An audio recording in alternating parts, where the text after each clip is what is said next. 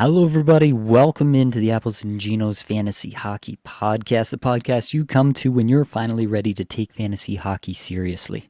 My name is Groot Nibbelink. I'm the creator of Apples and Ginos, originator of the Zero-G draft strategy. In this podcast, I'm going to go over the most puzzling players league-wide as submitted by the Apples and Ginos Discord server. Let's get it.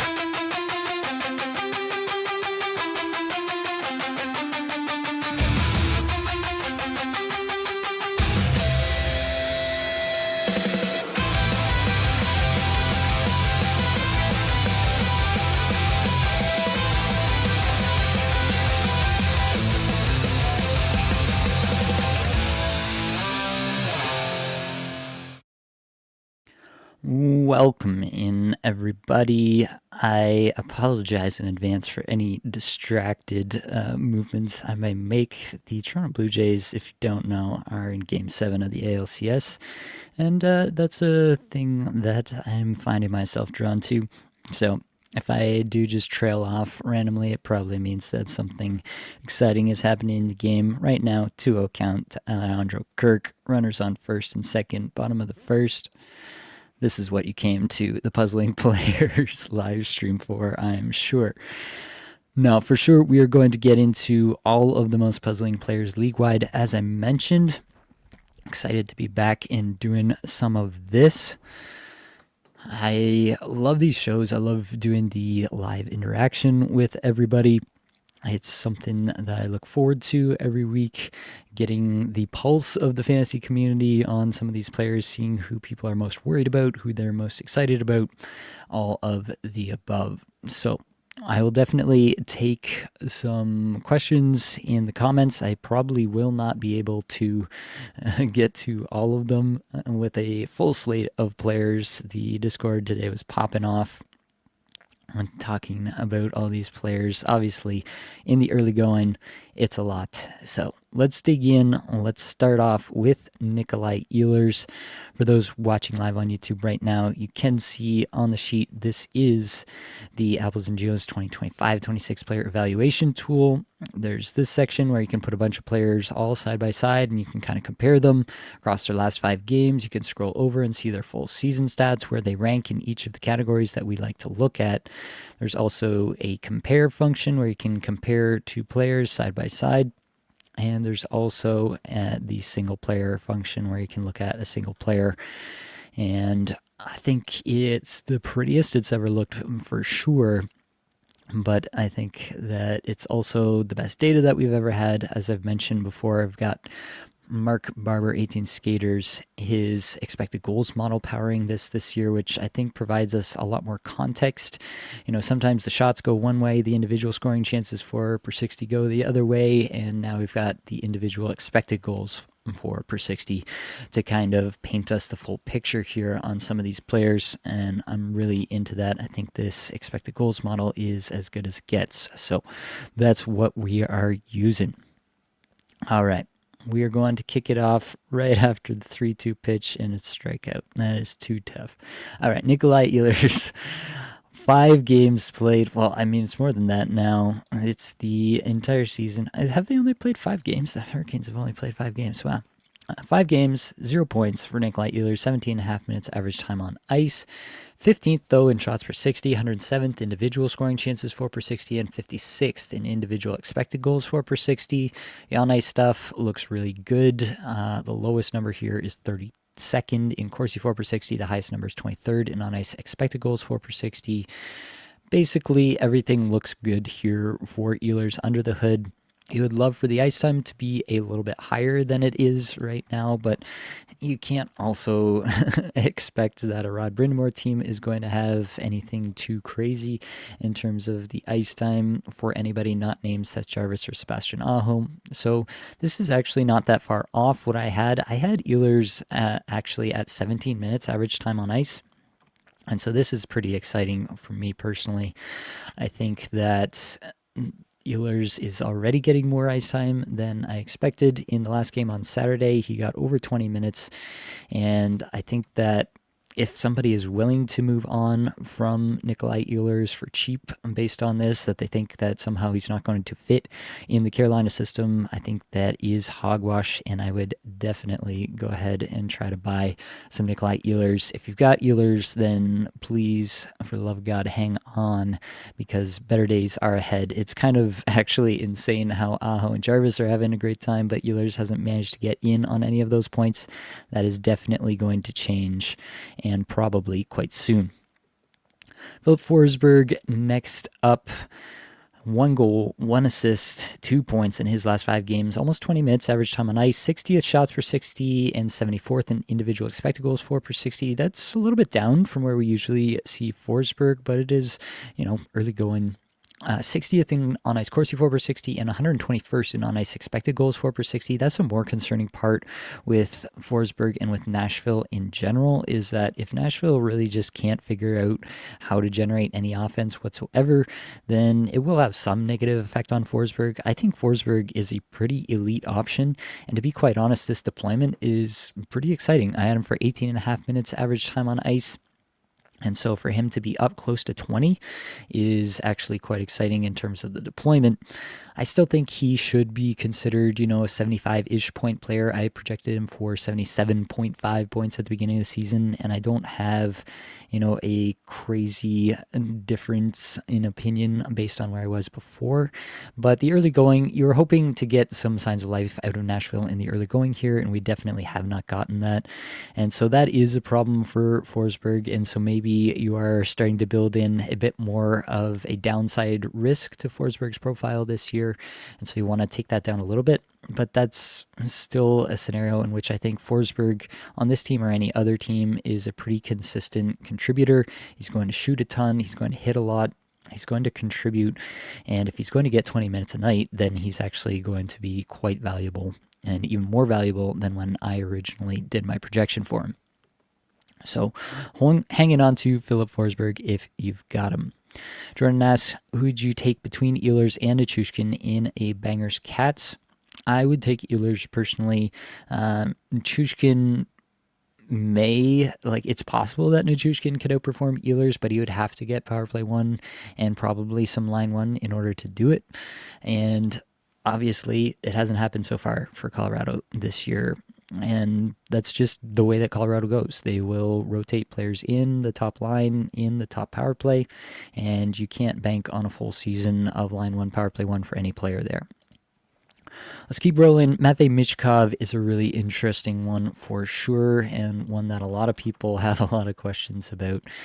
It's worth noting, we were a little bit concerned about this potential outcome too. We were excited about the sky-high potential. We were obviously also concerned about the downside risk here with Matvei Michkov, with Rick Tocchet potentially being, this hard-nosed coach that isn't going to want to give Matvei Michkov a ton of minutes, and that is unfortunately what we are seeing in the early going, where when the Flyers have a lead, which they've actually managed to do a few times this year, then Michkov kind of gets himself sat down. Michkov, right now, they're in the second period. He does have an assist in this game, but again, only 10 minutes, 28 seconds towards the back end of the second period, so not a ton of ice time. And if Seattle brings it close, you have to wonder, is he going to get his ice time diminished again? In the last game, it was only 12:07. His highest number is 18:48 in that loss to Winnipeg. When they're chasing the game, they probably will play Michkov a bit more and try to get his offense out there. But when they're playing from ahead, Michkov may find himself stapled to the bench, and that is a pretty contentious point. It could also be, we've seen in some cases that some players are just not built for certain systems, and that is a concerning point as well. The underlying numbers are not good for Michkov. 235th shots per 60, 236th individual expected goals 4 per 60, 308 in on-ice Corsi 4 per 60, and 150 in on-ice expected goals 4 per 60. Not good stuff under the hood for Michkov at the moment. So, yeah. In shallower leagues, in 10-team leagues, I think you can drop Michkov. I have Michkov in one place in a 12-team league. I'm hanging on to him for the moment, but I'm not feeling super attached to that. There's there's this chance that Michkov pops off, right? And he is terrific over the back half of the season. But you also have to weigh the opportunity cost of how long is it going to take to hang on to him before that starts to happen for you. And that is a really tough spot to be in. So if there are some really compelling options out there on your waiver wire, and it's maybe not as sharp of a league, and there are some really good players out there who are getting better deployment, who you are actually legitimately excited about as a potential rest of season hold, then perhaps you may want to even investigate the potential of dropping Matvei Mishkov. I'm not saying you have to by any stretch, but I will not fault anyone, especially in a 10-team league, but maybe even in a 12-team league, if this starts to continue for longer, and if the underlying stats don't improve, then I will definitely start to entertain it for myself.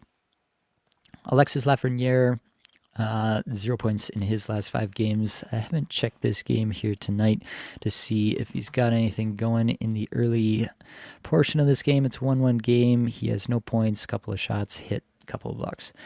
So basically hanging on here, but the average time on ice up over 19 minutes. That's nice. 190th in shots per 60, but 87th in individual expected goals for per 60 is a good number. 25th in Corsi for per 60 and 6th in on-ice expected goals for per 60. I'm pretty high on Lafreniere still, despite the lack of points here. I don't know that he's ever going to be an efficient player, or one of these players with a really high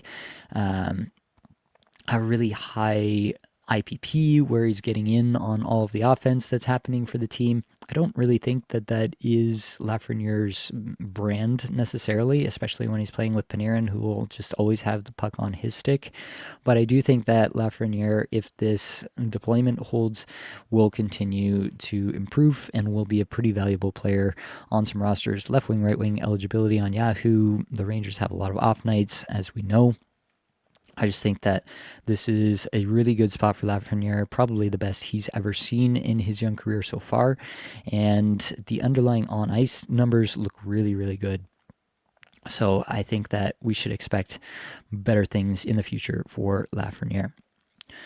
Dylan Holloway next up, 1 goal in his last 5 games, over 19 minutes average time on ice, 134th in shots per 60, 252nd in individual expected goals for per 60, 250th in on-ice Corsi for per 60, and 280th in on-ice expected goals for per 60.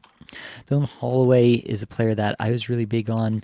I did multiple pieces on Holloway and how I was in love with his game.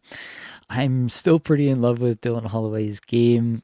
I think that we should expect bigger things. The 19 plus minutes average time on ice is really exciting to me. And I think that if he is going to get more and more looks, it really does seem like Jim Montgomery really likes this player. And yeah, he's running a little bit cold now. Maybe he's just, ironing out all the hot streak that he had at the end of last year. And that's coming home to roost here.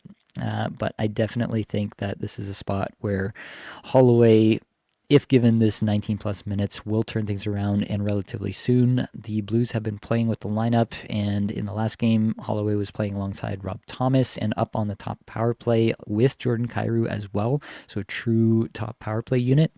If that continues, then it's wheels up for Dylan Holloway in my estimation, and he should be a lock for 60 plus points as a pace rest of season.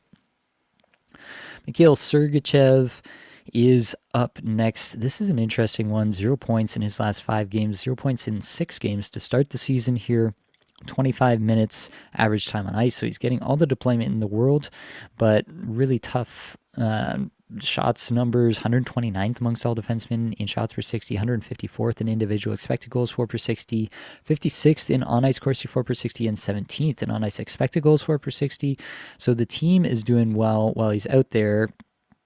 You've seen Keller and Schmaltz get into biz over the last little bit. You have Cooley and Gunther there, obviously, as well. Lots of really talented forwards there, and Sergachev is out there a lot, so it makes sense that the on-ice stuff looks pretty good. But Sergachev himself is not really getting in on any of it. For myself, I was never really that in on Sergachev. I didn't really come close to drafting him in a lot of spots. In my estimation, he was kind of one of these mushy middle defensemen that was getting pulled up higher than he should be. I did have him for 24.5 minutes average time on ice, but that still only came out to a 51 point projection for me, 142 shots. He's never really been a big shooter. His one big season came on the Tampa Bay power play, which has been like a top 5 power play unit for like the last decade, basically, as long as Kucherov has been there. So yeah, I think that there's a reason to believe that Sergachev is maybe just not an elite power play 1 defenseman. And it's probably a spot where you're happy with a 55 point pace if you can get there, but the early returns are not that great. And I'm not really that surprised, to be honest with you. Yeah, obviously you'd expect him to have at least a point or two at this point in the season, but I do think that this is a player who will have some cold streaks like this throughout the year, and it's not a player that I'm particularly high on, at least relative to where he was drafted. If you drafted Sergachev, I don't think you're going to get value for him for trading him away at this point, so it is probably just a hold, because I do think that he's a valuable enough piece as a second or third defenseman on your roster to hold for the season, but I don't think that in a lot of people's estimation he was being drafted as a second or third defenseman on a lot of rosters. People were pulling him up higher than they should have, so that's a spot for me where I think it's just a little too hypey on a player who has never really deserved that hype in my estimation. Good spot in Utah, and hopefully it gets better from here on out, but not a player that I'm particularly high on. JT Miller, next up, 1 goal, 1 assist, 2 points in his last 5, close to 21 minutes average time on ice, 132nd in shots per 60, but 29th in individual expected goals for per 60, 31st in on-ice Corsi for per 60, and 17th in on-ice expected goals for per 60. Again, he hasn't gotten in on this game here currently, but it is a spot where I think that JT Miller, it's going to start to come around. I think that he is I don't think I'm changing really anything about my estimation of the player JT Miller at this point. I don't see it. I don't see what is going to change so much for JT Miller. The minutes are still there. The underlying stats all look quite good. He's not like a big time shooter, but the shot numbers are still respectable, in line with what we'd expect, and the expected goals numbers are really high. So if you can get JT Miller, if you can pry him away from someone who's looking to move off of him based on this early start, I'd absolutely do that. I think, honestly, the Rangers are probably the biggest candidate to have a bust out here at some point. Their underlying numbers look really, really good, and they just haven't been able to put the puck in the net, and I think that will start to work in their favor. I think Mike Sullivan will get them straightened out. I don't think an experienced coach like that will let them really panic. I don't think it'll go downhill the way that did last year under Laviolette. I think there's a world of difference between Laviolette and Sullivan as head coaches in the National Hockey League. All right, Sean Monahan is next up here. 0 points in 5 games for Monahan. Over 19 minutes, average time on ice still. 132nd in shots per 60, but 278th in individual expected goals for per 60. 52nd in Corsi for per 60. 95th in expected goals for per 60. And that is while skating alongside Kirill Marchenko, who has been absolutely lights out to start the season. He's been just dominant. Just one of the most exciting rush players in the league. Feels like Ovechkin out there, the way that he is running down, just exploding, it feels like, past defensemen. Just truly electric talent and speed, the ability to do things at pace. Feels like a McKinnon or McDavid sometimes when you're watching him get in on these rush chances. So for Sean Monahan to not be able to really do anything alongside that is a little bit concerning, I will say. It's doubly concerning because they do obviously have Adam Fantilli, who is the long-term 1C for the Columbus Blue Jackets in a perfect world for them. So, and we saw Fantilli perform quite well alongside Marchenko last year. So if things continue to not go well for Monahan, you would expect that at some point they would try out Fantilli in that spot where he was successful last year. And so that is a real concern for Sean Monahan. As long as he's getting this deployment, though, I find it pretty hard to move off of him in, a 12-team points league, maybe in a true bangers league or a deeper league, 14-team league or deeper, or a 10-team league or shallower, I should say. Then maybe you are moving off of Sean Monahan. But at this point, it's still early. that line was so good last year, it's hard to get that out of my head. Maybe that was just kind of a flash in the pan, and really it is just Marchenko is elite, and Monahan was a little bit more along for the ride than we thought last year. I don't know exactly, but I'm willing to give Monahan at least this week to figure it out, because we have seen the proof of concept here and for an extended period of time, and it was very good while it was working. Next up, Evan Bouchard, 0 points in his last 5 games.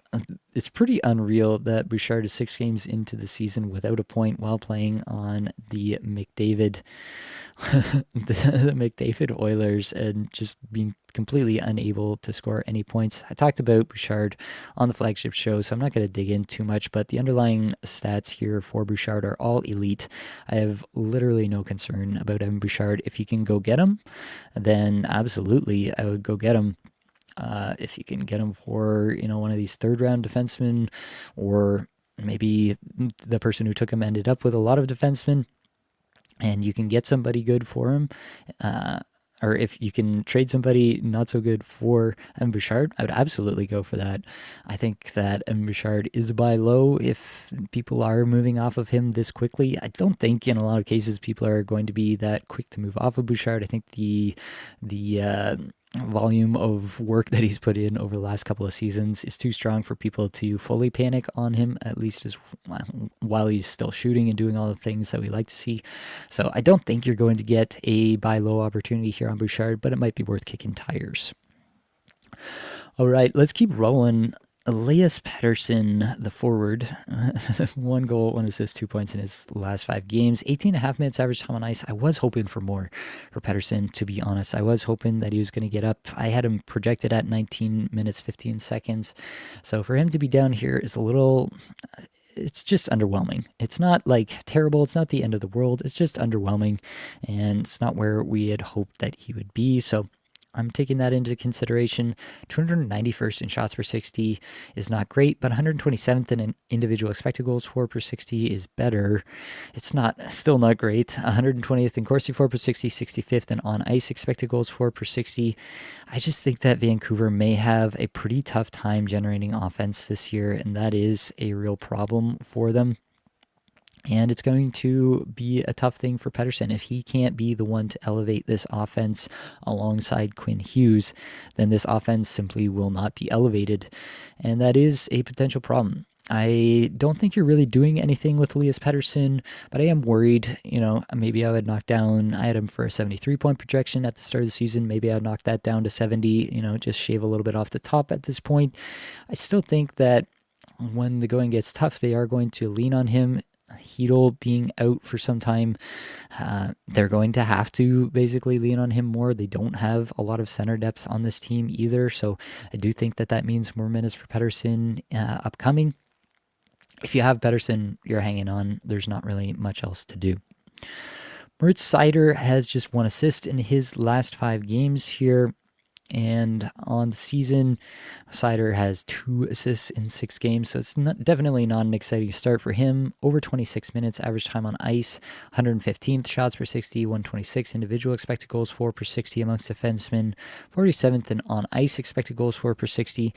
It's an interesting spot where Detroit, the team, is really doing very, very well under Todd McClellan, but Moritz Seider, he's not an elite offensive defenseman. This much we definitely know at this point.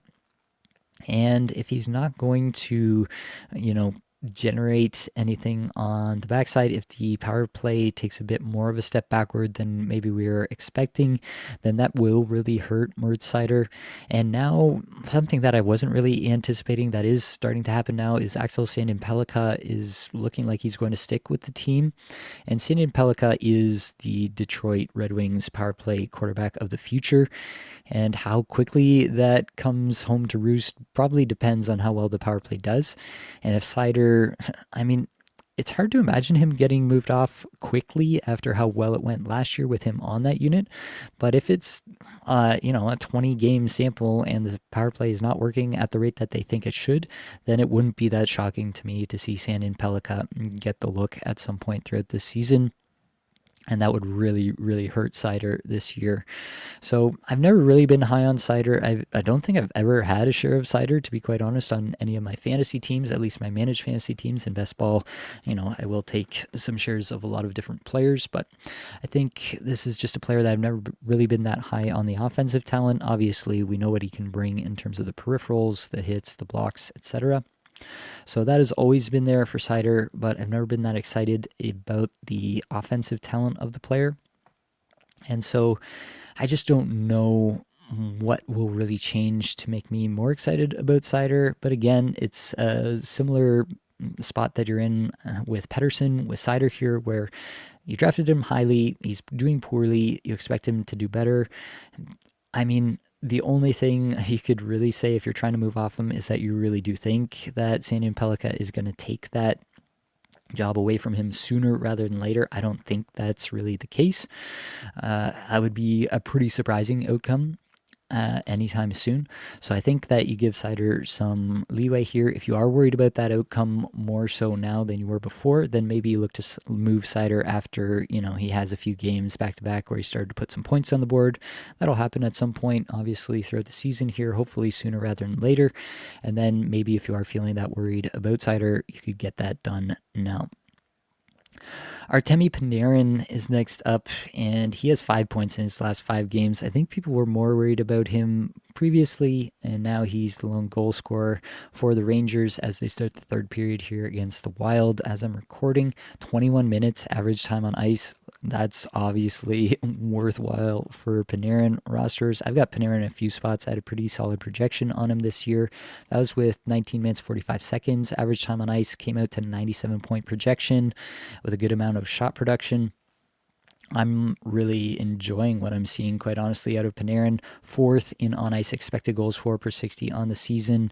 The shot production isn't where you'd hope, 164th in shots per 60 over the last 5 games, but I do think that it gets better and probably quite soon for Panarin in terms of the actual shot volume. But I think that Panarin is probably going to be the answer to the question, who should you have taken in the second round, that more commonly went in the third round. You could also say that about a guy, Martin H's, as well, I think. Let's get back to some comments. Leadbang is in here. I know you said it, but can you please quell my panic over Ehlers? Do we need to do some breathwork exercises in here, like some square breathing? What do we need to do? You let me know. We can all do it together. I'll calm ourselves over the amount of Ehlers that we have on our teams. Armin asks, would you trade Timo for Ehlers in Bangers Cats? Interesting question. I think I want to see what's happening. I mean, maybe you can't do this after we get news about what happens when Stefan Nason is back. I want to see if Timo stays on the top power play when Nason is back in the lineup. If he's sticking on top power play, then Timo Meier gets really hard to move off, right? That's going to be the tough spot. That being said, in this last game, they did have Dawson Mercer on the top power play. And Mercer has been actually kind of good recently. He does have this 5-game stretch every year where he looks good again, and you're like, oh, I think maybe this is the year that Dawson Mercer finally does something. It's not. Don't get suckered in. It's not this year. I think I would. Honestly, I think I would. If you're okay for hits, which is obviously the biggest thing that Timo brings over Ehlers, then I think I would trade Timo for Ehlers. Drop Rust for Monahan if plus minus is a cat. Positions don't matter. I don't honestly think you need to, personally. Plus minus may hurt you, but Monahan may not have the greatest plus minus either when all is said and done. I don't think I would make that drop. I don't think Monahan's a player that I'm going out to grab, even in a plus minus league where you're worried about Rust. PB Stars, Nate, would be great to get your opinion on Connor Garland. He's been getting a solid minutes, power play 1 deployment. Do you see him exceeding preseason expectations this year? I mean, yeah, as long as that continues, for sure, I expect Connor Garland to exceed preseason expectations.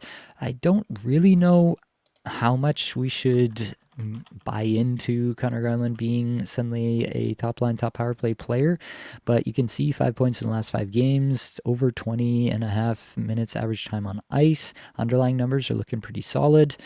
It's a good spot. You can't say anything different about Connor Garland at the moment. If he's out there in your league, he should be rostered in pretty much every 12-team league for sure. So yeah, if Connor Garland's out there, he should be grabbed for now. That being said, it wouldn't shock me in the slightest if he gets moved off of the top line or top power play at any point here soon. And so it's just a spot where I think he should be rostered right now. He's hot right now. I think it's just as likely that he goes cold in another week or two and he's off your team again. David asks, you like Lafreniere or Holloway for points only? I think I would still take Holloway there, but it is getting closer. Yeah, I think I would still take Holloway there. I think Holloway has just as much upside as Lafreniere, and I think he has... Actually, I think he has more upside. I think Lafreniere has a better situation. I think Holloway's a better player. That's how I'll leave it. Steve asks, how about a trade to buy Bouchard like Dahlin and Gunther for Bouchard and Svech? In my opinion, Dahlin and Bouchard are probably not that dissimilar. I'm trying to think of a situation in which they would be more dissimilar. I guess in like a points only Bouchard, you expect to have more points at the end of it all. But yeah, I think that's too much to give up. I'm not really looking to acquire Svechnikov either. Zach just got here. Is Alex Lyon the 0G goalie this year? He very well might be. We might be in a spot where we're talking about Alex Lyon as the 0G goalie. Where are they at? It's 1-1, Sabres Canadians, 4:54 left in the second. Good stuff, again, so far from Alex Lyon. I've got Lyon in a spot. I've been enjoying that. Gotta love it. Drewski, let's go, Nate. Holloway got dropped. Worth swapping Terry for Holloway? Yeah, I think I would do that. I do value Holloway more. I think he probably does more things for fantasy purposes than Terry does. So even if he scores less overall points at the end of the year, he's probably doing better for you. He says, Owen Tippett with 2 goals, solid ad with deployment. Yeah, Tippett has been getting a little bit more deployment as of late. I don't know what he's got in this game specifically so far, but if he is going to get more deployment, then yeah, for sure you can add Owen Tippett. I am still relatively unconvinced that Tippett is a efficient player or efficient enough to really like explode for a huge season. So I think his absolute ceiling is still probably like 60 points or something like that at the absolute ceiling, and more likely he's more of a 50-point player even with top line, top power play deployment. That being said, 50 points plus a ton of shots plus a ton of hits, it'll probably play in your league. So yeah, it's definitely worth being interested in. Lamb Chop asked, did we cover Svech yet? Just got here. Drop yet in a 12-man Bangers Cats. Svechnikov is coming up very shortly here. Caleb, is it time to drop Verhaeghe for a wire spot in a 10-team Bangers Cats league? In a 10-teamer, yeah, I think you can drop Verhaeghe. There's probably a fair number of good players out there. P, thoughts on Morgan Geekie? Drop or slow start Brecky? I think we lost some stuff in translation there. It really depends who's out there, in a shallower league for sure. Like if it's that 10-team Bangers Cats league that we were just talking about, then yeah, there's probably better players out there than Morgan Geekie. But if it's a standard 12-team league and it's a pretty sharp league, then probably not. So it really does depend on the league. He is kind of in that borderline territory for me at the moment. I think things should get better for Morgan Geekie. He does obviously depend on Pasternak a lot for his relevance for fantasy, and that's something that's not going away anytime soon. Nate, would you use a waiver claim to get Matthew Tkachuk? 8 teams, drop Cousins. If you have an IR spot that you can put him onto, then yes. If not, then no, because it's still probably quite a long time for Tkachuk to come back, and that roster spot is too valuable, in my opinion, to just waste on a player who's not playing for you. How do you feel about Sean Walker getting decent minutes in Carolina just as a 4th defenseman? I think there's probably 30 other defensemen that I'd think about before Sean Walker, personally. Zach, I have a bunch of left-wing only guys. Gauthier, Kreider, and Forsberg won't drop any, but who are some guys I could target in Cats? That's a tough question to answer on the spot here. It I guess you're asking about a trade. Yeah, I mean, do a quick look across at right wing or wherever you're thin. Maybe you can even go to center. If you have some room at center, then that's a good spot because obviously a lot of people are looking for left wing and looking to offload center. So if you can do that, then that's probably a good spot to try to find a deal. In terms of actual players, I don't have anything just popping into my mind immediately at the moment, unfortunately. David, pretty deep league for defense plus points only. Will I regret dropping Perek? I mean, possibly, but nothing we've seen so far indicates that Ryan Huska is going to play Perek for 20 minutes a night or give him top power play, so I would probably do it. Steve says, everyone here, make sure to subscribe and like the show tonight. Thank you, Steve. Yes, please, if you are here on the live stream, subscribe and like. That would be great. DJ, can you go over Rust? Holding on to him because I have Crosby. That's a fair reason to hang on to Brian Rust. I think Rust is a good player, 20 minutes a night, 2 assists in his last 4 games, but no goals. Underlying stats are not as good as they normally are with Rust, so it is a spot where you're starting to wonder if things are going to get better for him. But Pittsburgh has actually been winning some games here. He is still top line, top power play with Crosby. I'm kind of hanging on to him as long as he's there, as long as it's not a plus-minus league, because I just can't imagine a situation in which he doesn't get it going unless he's truly injured. If it's another week and we still have no movement in the underlying numbers, or if he still hasn't put up some points, then maybe we can talk about it again. But for now, I'm hanging on. Struck by Meteor says, rank Kadri, McCann, Carlson for rest of season in Bangers League, please. I think you got to go Kadri first there. He just projects better than the other two, and the shot volumes should be significantly better. McCann is a little dinged up right now, which is a little bit concerning. Carlson, the problem is the Bangers League. If it was not a Bangers League, then I'd probably go Carlson, but he doesn't put up a lot of counting stats, which is probably going to be a problem for your Bangers League, so I'd probably go McCann in that specific situation. Armin, I traded Will Smith for Monahan in one league, thinking Nazar for him in another. Yeah, you could do that. It's not a deal like I'm rushing out to make personally. I just don't know that Monahan is necessarily a buy low. I think there's like a 55 to 60% chance he's a buy low right now, but that's not necessarily enough for me to say, yeah, I've got to make this deal right now. Nazar has looked pretty good. Had a goal there on Sunday, obviously. This week is a tough week to hang on to Nazar, which might be a reason to try to trade him, but I'm not sure Monahan is the guy I'm trying to trade him for. David W. only, I have 4 goalies. Who'd you drop between Dostal, Gibson, and Wedgwood? That is a tough spot at this point. I want to say Gibson just because it feels kind of like it's going to be a tandem there with Talbot, but if he does start to put together, better starts than Gibson on average, then maybe it solidifies into a starter's role over the course of the season, and Detroit has looked quite good in the early going here. I think it would still be Gibson for me at the moment, but that is a pretty tough spot. Johnny, would you drop Nazar for Huberto in a cat league for this week? Yes. Yeah, I would for this week. All right, we caught up on the chat. Let's get back into it. Brandon Hagel, just 1 assist in the last 5 games, over 21 minutes. I did talk about Brandon Hagel in the flagship show, so go back and check that out. Basically, I think that Hagel will be fine, but I would knock down his projection from where I had it at the start of the season. At the start of the season, I thought that Hagel could not score 90 points again, but I had him for 80, and now I'd maybe knock him down into the 75 range. I think probably over the course of time here with Tampa, they will get him back on the power play 1 for some period of time. And at that point, I think it's just a spot where Hagel should run into some more points. Yeah, I'm not panicking necessarily on Hagel at this point, but I would be adjusting my projection on him if I was going to redo it.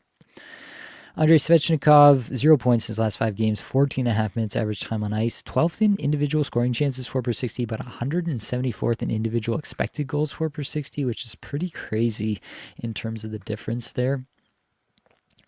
this is a spot where I think that Andrei Svechnikov is good at hockey.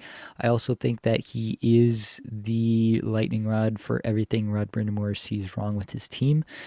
And so I just don't think that you can trust Svechnikov. I do think he's droppable in most 12-team leagues. I would pick him back up again if he got back on the top power play, if he got back in the top six. But I don't feel so sold on Svechnikov that I have to hang on to him if he's getting demoted down the lineup and getting off the top power play as well. So that's where I'm at with Svechnikov currently. I just feel like I can't be bothered a little bit, to be honest. Troy Terry, 4 assists, no goals in his last 5, 17 minutes average time on ice, 239th in shots per 60, 298th individual expected goals for per 60, 23rd in on-ice Corsi 4 per 60, 73rd in on-ice expected goals 4 per 60. Honestly, this is kind of what Terry does. I was hoping for better deployment, though. Specifically even strength under Quenneville. I think the situation is better than it was. I think we were right about that, but the deployment is not quite there. I was projecting Terry for 18 and a half minutes average time on ice, and obviously we're getting him at 17 in the early going here. So yeah, it's just a spot where I don't know that Terry is going to smash, but I still believe in the player. It is a bit of a weird spot. I think that Anaheim's lineup will settle a little bit more. For what it's worth, he's still on the top power play. He got a nice assist on the power play goal that Mason McTavish scored to tie the game at the end of the game there on Sunday. I still like Terry. I think I would bet on the talent here still a little bit, but if it is, a league that values bangers categories, then yeah, I think Terry could be droppable in a fair number of leagues at this point as well. Because Zibanejad, 2 goals, 3 points in his last 5 games, over 21 minutes a night, while Trocheck has been out. This game is now in the mid-third, still 1-1, so no updates there. 34th in shots per 60 is nice, 21st in individual expected goals for per 60, and 21st in on-ice expected goals for per 60. Sorry, I had a sneeze there. It's been a while since that happened to me live. You're welcome. Valerie Nichushkin. Oh, sorry. I guess I need a final take on Zibanejad. That threw me a bit. Final take on Zibanejad. I think this is the best he's looked in a while. I think there's a real chance that Sullivan is the panacea to what ailed Zibanejad over the last couple of years, and Zibanejad could be better than he has been the last couple of years. So I'm relatively excited about Zibanejad. I don't think he's going to pop off for a point per game season or anything to that extent, but 70 points is definitely in the wheelhouse, and maybe more goals than we are expecting in this current iteration of this Rangers team, which would obviously be better for his fantasy results. Valerie Nichushkin, 2 goals, 3 assists, 5 points, but only a little bit over 16 minutes average time on ice, 112 shots per 60, and 202nd in individual expected goals for per 60.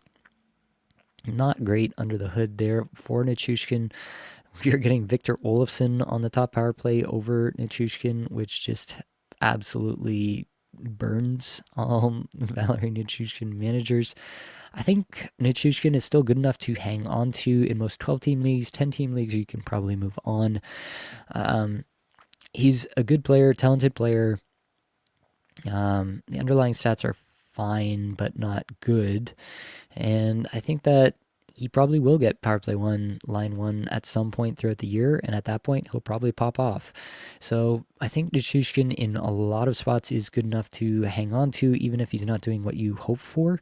He's probably good enough to hang on to, and then at some point, he should be better than he is currently. Boone Jenner has 4 points in his last 5 games, almost 18 minutes, average time on ice, 250 shots per 60, 323rd in individual expected goals for per 60 is pretty surprising for Boone Jenner. It's usually been a calling card for him in the past. I think that it's probably a spot where Boone Jenner is going to be a little bit dependent on how the rest of the team is going. He wasn't on the top power play in this last game. Voronkov was on the top power play. And so that's just going to be a tough place for him to really apply his trade to his fullest potential. That being said, he still has 4 points in the last 5 games, so it's hard to take that away from him. 18 minutes, average time on ice is solid. I think that, in a Baggers Cats league, you're probably hanging on. In a more standard 12-team points league, he's right on the borderline, and maybe you could even think about moving off of Boone Jenner. Close your ears, Blake. Matthew Barzal, 1 goal, 4 points in his last 5 games, 22 minutes average time on ice, 203rd in shots per 60, 276th in individual expected goals for per 60 is not nice, but 11th in Corsi for per 60, 58th in on ice expected goals for per 60. So basically, I kind of expected Barzal to be in this range somewhere. I mean, 1 more point, and he's right at that point per game pace that we're kind of hoping for this year for Barzal. I don't think much has changed for me in terms of my expectation for Barzal moving forward. If anything, like, he's getting a little bit more ice time than I had anticipated in the early going here, and so that's bullish. I had him for 20 minutes and 15 seconds average time on ice, so for him to be up closer to 22 is maybe even a little bit bullish. So yeah, if anything, a little bit more bullish. I think Barzal is a 75 to 80 point player on the season, but most of those will be assists, so take that into account. Seth Jones, 3 assists, no goals in his last 5, almost 24 minutes average time on ice, 53rd in shots per 60, 49th in individual expected goals for per 60, 16th in Corsi for per 60, and 43rd in on ice expected goals for per 60. Seth Jones is still in a good spot. I'm not ready to just run out and drop Seth Jones just because some weird things have happened. Jeff Petrie has been getting more power play time than him. Not actually, but it feels like it. I think you got to look to Jeff Petrie with the top power play in that last game against the Sabres when things were just not going the Panthers' way. I don't really put too much stock into that. Jeff Petrie, his best hockey is well behind him at this point, and so I'm not that worried about it. And yeah, today we did get a power play update, and it was Jones with Semiskevich, Lundell, Marchand, and Reinhart on the top power play. So yeah, I am not worried really about anybody taking Seth Jones' power play time for a long period of time. If anything, maybe this is a little bit of buy low on Seth Jones if people are really that freaked out about him. I don't think he's necessarily going to be a 65-point defenseman, but 50 plus for sure. 55 is probably the baseline expectation. All right, that is the list. I will go back through some comments and then I will be getting out of here. Mr. Kevin asking about Casper. Marco Casper, let's check under the hood on that one. Just 1 goal in his last 5 games, just over 15.5 minutes average time on ice. The shots are not to be found. 319th in shots per 60, 274th individual expected goals for per 60. The on-ice numbers are not that good. If you're hanging on to Marco Casper at this point, I'm not sure why. It's just hoping, I guess. Even in Bangers Cats leagues, it would have to be a pretty deep league for me to be hanging on to Marco Casper. He's not much more than a streamer right now. Zach kept Forsberg over Gunther in a league. Is that looking bad now? I don't think it's looking bad. I would still do that today if I was given the opportunity. I like Gunther a lot. I think it's possible that Gunther could be more valuable than Forsberg over the course of a season, but I don't think it's the most likely outcome either. Michael, hey date, we back. Dropped to in a 10-team Cats, goals, assists, shots on goal, hits, power play points. The options are Stamkos, Elias Pettersson, Nick Schmaltz, Sveshnikov, Carlson, Verhage, Michkov. Some over and underperformers in the mix. Yes, that is an interesting group for sure. Sveshnikov is the first obvious drop for me, and it's probably going to be... Carlson and Michkov are standing out to be at the moment. Schmaltz is so hot right now that I don't think I could drop him. Stamkos as well is not in a good spot at the moment. There are definitely a few options here. I think it's probably just schedule based. Whoever is kind of on the worst days for you over the next couple of weeks, that's who I would go with between Stamkos, Carlson, and Michkov. I think Anaheim has a couple of off nights next week, so maybe you're hanging on there. It might be Stamkos, it might be Michkov. Yeah, that's where I'm at.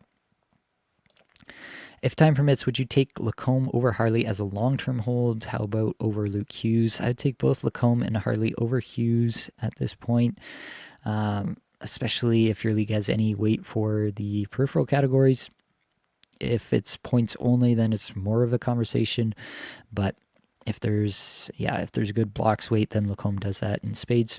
Lacombe versus Harley is a pretty interesting conversation. I think Harley has the higher end potential.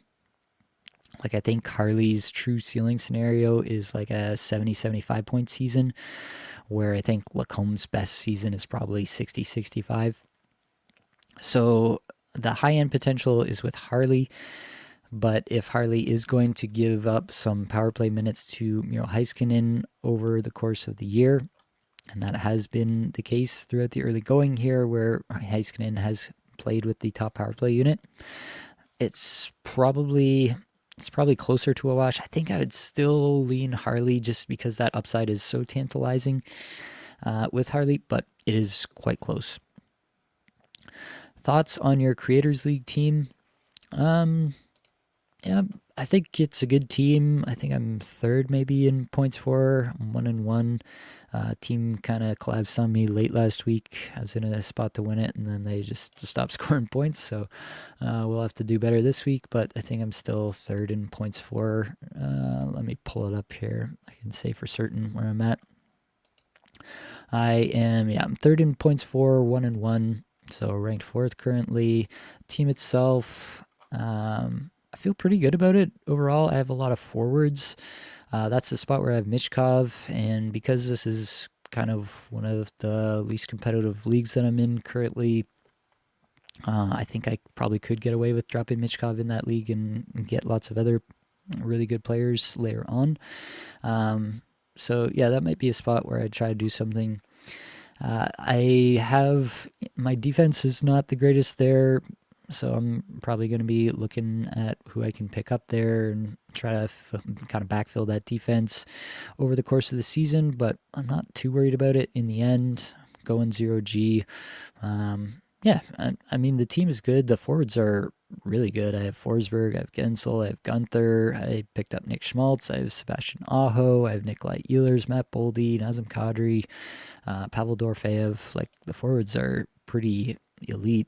And so maybe I should be looking harder for a deal. I don't think I'm going to find a trade. I don't think anybody in that league is going to trade with me. But I should probably at least be kicking tires to see if I can turn a forward into a defenseman at some point here. Yeah, that's where that team's at. I think it should be another good season there. Steve, any interest in Finney in Detroit? How's your new category league going? Finney in Detroit, I am pretty into, to be honest. I don't think he's like a stud, but as long as he's getting this top line stuff and getting some interesting looks on the power play as well, I'm kind of into that. Larkin and Raymond, and then Finney on the top line, getting lots of minutes. I'm kind of into it.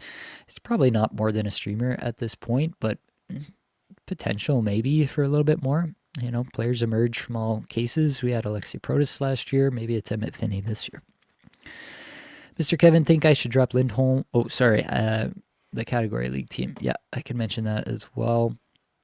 I think I tied my matchup last week against, we were 1-2 in the league last week, and that dropped me down to fourth this week. I'm 16, 10, and 4 on the season, ranked fourth in this league at the moment. Team's looking pretty good. That's the team I have Alex Lyon on. I have Lyon, Dostal, Vimelka. I have Connor Ingram stashed in an A spot, so that feels good. I've been cleaning up the peripheral categories pretty well, and been taking assists randomly more.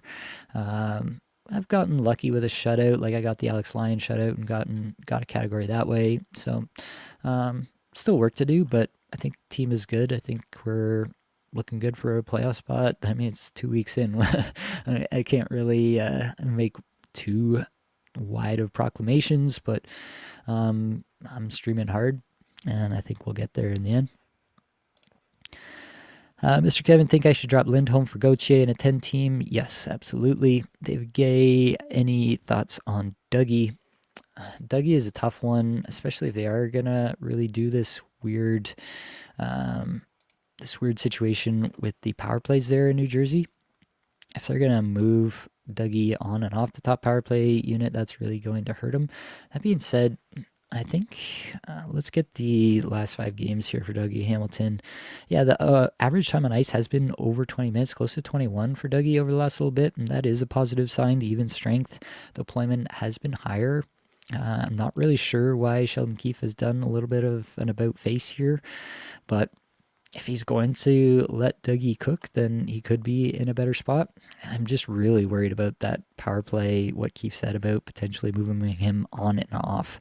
So, yeah, that is a weird spot to be in with Dougie, and that's kind of why I just kind of steered away from Dougie this year. It just felt like a lot of risk and a lot of times where he might be great and a lot of times where he might be terrible. And it was going to be a tough player to roster this year. So, yeah, I'm not excited. Armin, please tell me W. Smith for Monahan is not an L looking at playoff schedule in this league. Haha. I don't think it's an L. It's definitely not going to cost you your league by any stretch. Yeah, it's not going to be the most impactful move you make this season. I think I can say that for certain. And lastly, are we trading Hagel for Wyatt? Yeah, I think you can. I think they're relatively similar. The rest of season,